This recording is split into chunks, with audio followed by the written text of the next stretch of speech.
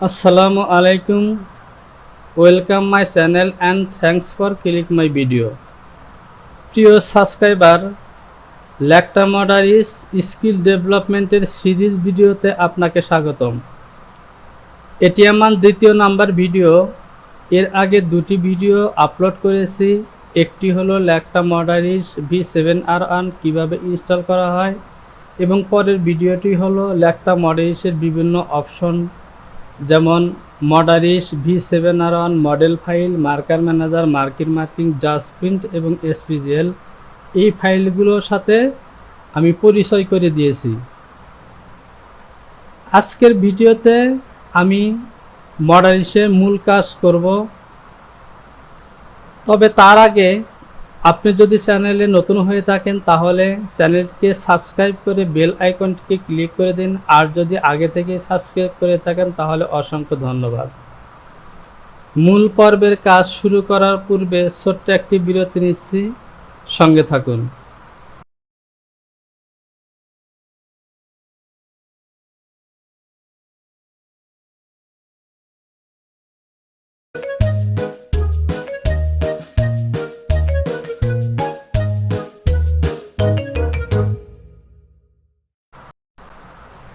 প্রিয় সাবস্ক্রাইবার, আপনি যদি lactra modarish কাজ শেখার জন্য ইন্টারেস্টেড হয়ে থাকেন তাহলে অবশ্যই সুন্দরভাবে না টেনে ভিডিওটি দেখুন এবং কোথাও বুঝতে সমস্যা হলে কমেন্টস বক্সে কমেন্টস করে জানাবেন। আমি এখন lactra modarish মডেল ফাইলটা ওপেন করছি। এটি হলো আমার মূল উইন্ডো।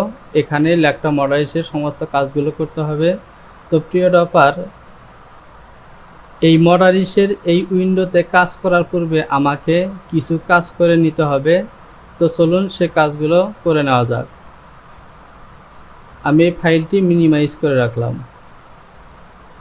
আমাকে প্রথমে যে কাজটি করতে হবে তা হলো একটি ফাইল সিলেক্ট করতে হবে যেখানে আমার সমস্ত কাজকর্মগুলো জমা থাকবে। তো আপনারা দেখতে পাচ্ছেন আমার এই কম্পিউটারে একটি মাত্র ড্রাইভ সি ড্রাইভ, কারণ আমার এই পিসিতে শুধুমাত্র একটি এসএসডি লাগানো আছে, কোনো হার্ড ডিস্ক নেই, কোনো পার্টিশন নেই। তো আপনার কম্পিউটারে অবশ্যই এরকম থাকতে পারে C drive, D drive, E drive, F drive, আবার এমনও থাকতে পারে যে ড্রাইভ 1, 2, 3, 4, আবার এমনও থাকে যে C drive, audio, video, software ইত্যাদি। তো আপনাকে যে কাজটি করতে হবে, আপনার কম্পিউটারের ড্রাইভগুলো থেকে একটি ড্রাইভ সিলেকশন করে নেবেন যেখানে প্যাটার্নের সমস্ত কাজগুলো জমা করবেন। কারণ আপনাকে প্যাটার্নের কাজ শিখতে হলে অনেক ধরনের বিভিন্ন ডিজাইনের, বিভিন্ন স্টাইলের প্যাটার্ন তৈরি করতে হবে। তো এর জন্য আপনাকে অবশ্যই বিভিন্ন নাম দিয়ে, বিভিন্ন স্টাইল দিয়ে অনেকগুলো ফাইল তৈরি করতে হবে। এই জন্য ঠিক আমি যেভাবে করছি এবং বলে দিছি এভাবেই কাজগুলো করবেন, তাহলে আপনার জন্য কাজগুলো খুব সহজ হবে। তো আমি এখানে ডেস্কটপ থেকে একটি ফাইল তৈরি করে প্যাটার্ন নাম দেব এবং এখানে আমি আমার কাজগুলো জমা করব। তো এর জন্য আমি রাইট ক্লিক করলাম, এখান থেকে নিউ ফোল্ডার। আমি এই ফাইলটির নাম দেব প্যাটার্ন অথবা lactra প্যাটার্ন।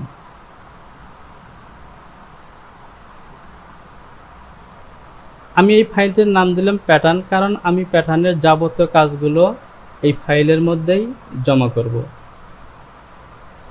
উদাহরণস্বরূপ আপনাকে যদি বলা হয় যে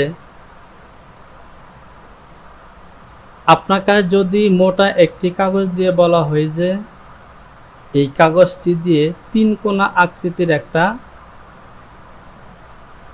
প্যাটার্ন কাটেন, তাহলে অবশ্যই আপনি সঙ্গে সঙ্গে কাজটি শুরু করতে পারবেন না, কারণ এর জন্য আপনাকে একটি নির্দিষ্ট জায়গা লাগবে যেখানে আপনি কাগজটি কাটবেন এবং এর জন্য একটি সিজার লাগবে এবং এটি কোন মাপে কাটবেন তার জন্য একটি ইনফরমেশন নিতে হবে। তো ল্যাকটা সফটওয়্যারে কাজ করতে শুধু ল্যাকটা সফটওয়্যারে যে কোনো সফটওয়্যারে কাজ করতেও আপনার কাছে নির্দিষ্ট ফাইল বা রিকোয়ারমেন্ট থাকবে, যে রিকোয়ারমেন্টের নির্দেশ অনুযায়ী আপনাকে কাজ করতে হবে। তো এর জন্য আপনাকে এরকম একটি ফাইল তৈরি করতে হবে এবং এই ফাইলের মধ্যে সমস্ত কাজগুলো জমা থাকবে, যা ল্যাকটা মডারিসে ওপেন করার পর আপনাকে পাথ করে এই ফাইলটি দেখিয়ে দিতে হবে। এই জন্য আপনারা এরকম একটি ফোল্ডার তৈরি করে নেবেন এবং এই ফোল্ডারটি ওপেন করবেন। এরপর এখানে আরও দুটি ফোল্ডার তৈরি করবেন। একটি ফোল্ডারের নাম দিবেন টপ, আরেকটি ফোল্ডার তৈরি করবেন, সেই ফোল্ডারের নাম দিবেন বটম।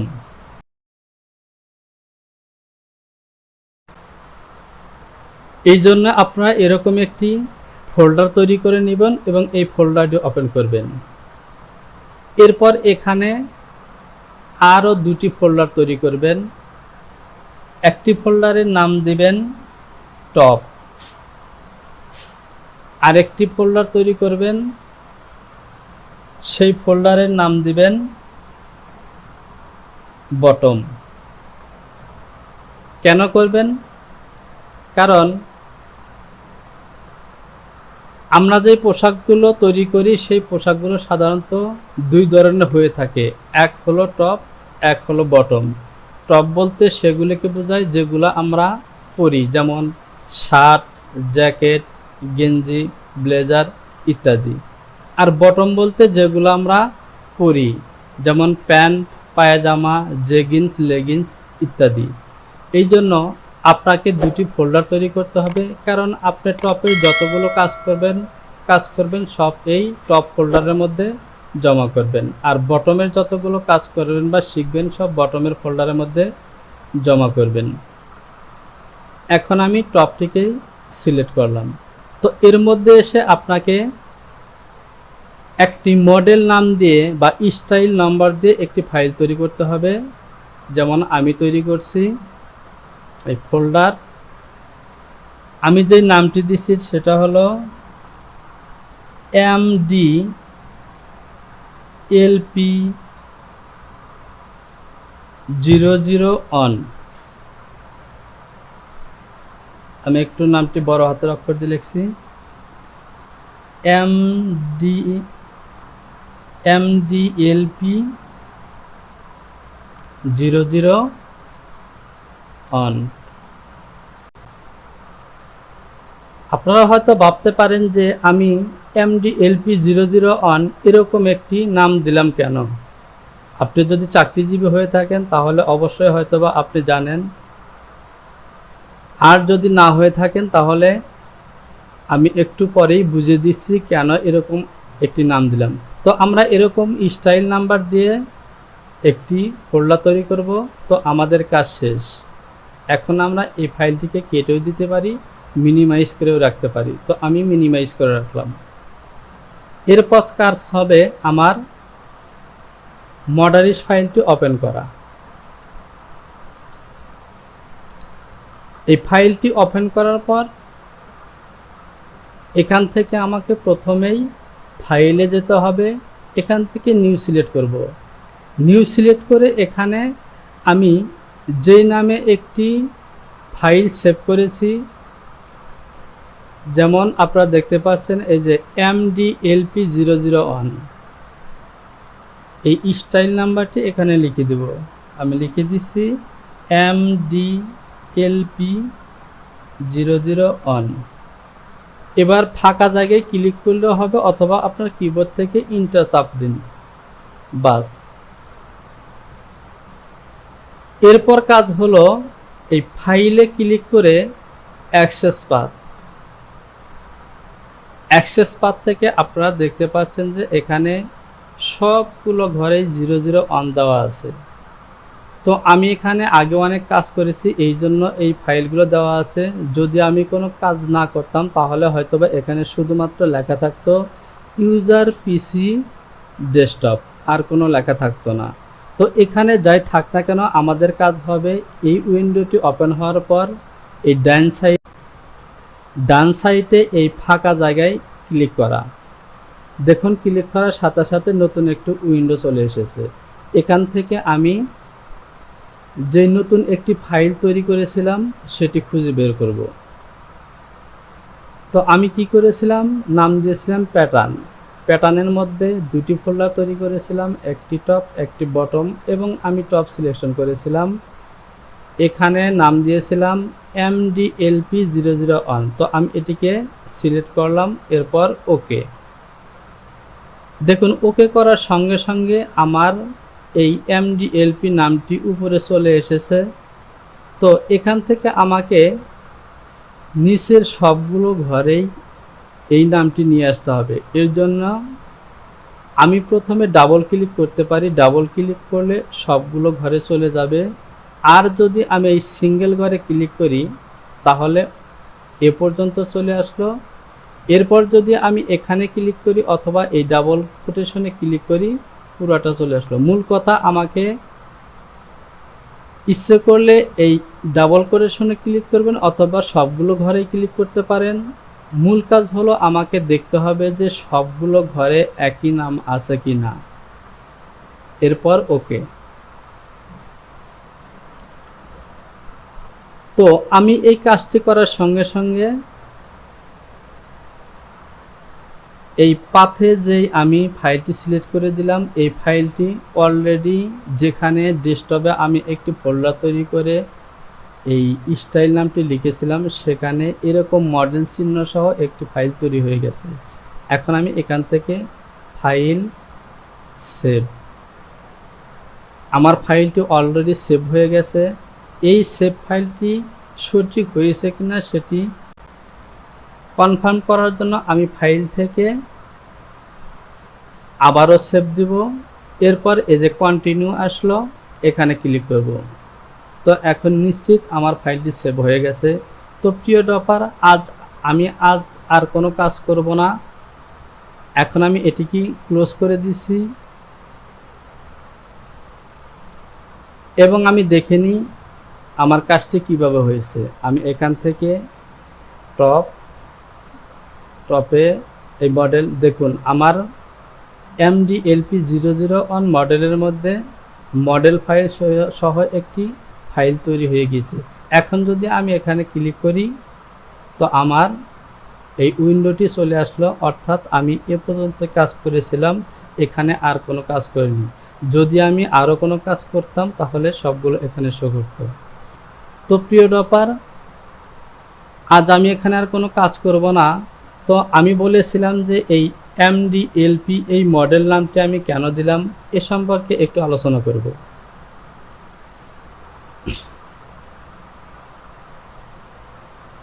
তো প্রিয় সাবস্ক্রাইবার, আমি বলতেছিলাম যে আমি MDLP001 এরকম একটি মডেল নাম বা স্টাইল নম্বর কেন দিলাম।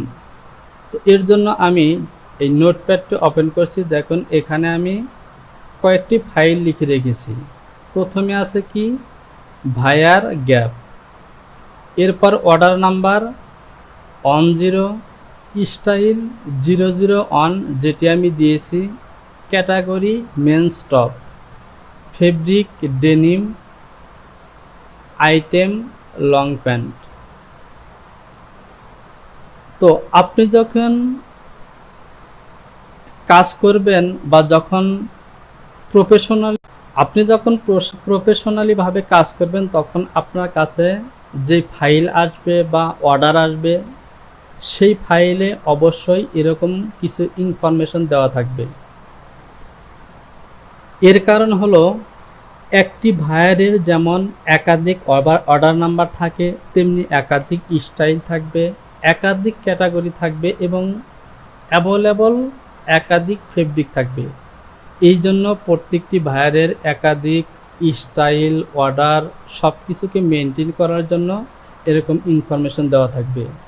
তো এখানে আমরা মডেল নাম্বারটি এমনভাবে দেব যাতে করে আমি এই মডেল নাম্বারটি বা স্টাইল নাম্বারটি দেখে বুঝতে পারি যে আমি অমুক স্টাইলের, অমুক ক্যাটাগরির এবং অমুক ভায়ারের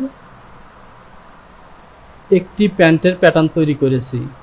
তো এখানে আপনারা দেখতে পাচ্ছেন লেখা আছে মেন্স টপ, এখান থেকে আমি এম নিয়েছি।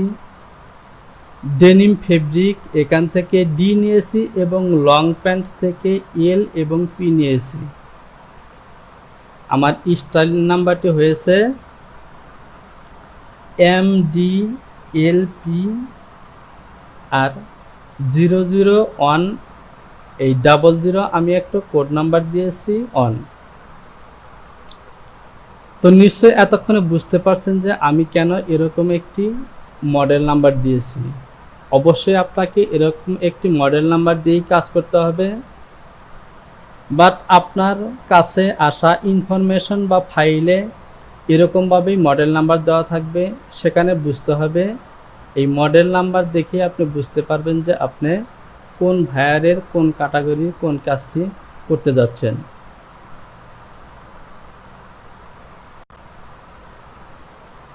তো প্রিয় ডপার, আজ এ পর্যন্তই। পরবর্তী ভিডিওতে আমি এই মডারিশ ফাইলে কিভাবে একটি স্ট্রাকচার তৈরি করতে হয় তা শেখাবো এবং আমি নিজে একটি স্ট্রাকচার তৈরি করব এবং সে সম্পর্কে আপনাদেরকে ধারণা দেব। তো সে পর্যন্ত ভালো থাকুন, আল্লাহ হাফেজ। আর আমার চ্যানেলটিকে যদি এখনও সাবস্ক্রাইব না করে থাকেন তাহলে সাবস্ক্রাইব করে বেল আইকনটি ক্লিক করে দিন, যাতে করে পরবর্তী ভিডিও আপলোড করা মাত্রই আপনার কাছে পৌঁছে যায়।